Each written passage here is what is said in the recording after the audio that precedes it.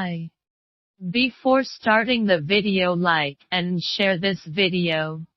If you had not subscribed my channel, then subscribe it. Let's start the video. Movement of the skeleton often involves pairs of muscles that perform opposing actions, like flexing and extending, or bending and straightening. Muscles involved in these paired actions are categorized as agonists and antagonists. A muscle that contracts to generate the main force of an action is called the prime mover, or the agonist for that action. Muscles that perform the paired and opposing action are called the antagonists. The agonists in elbow flexion are the muscles that contract to bring the elbow joint into a flexed position. The antagonists are the muscles that perform the opposite action, elbow extension.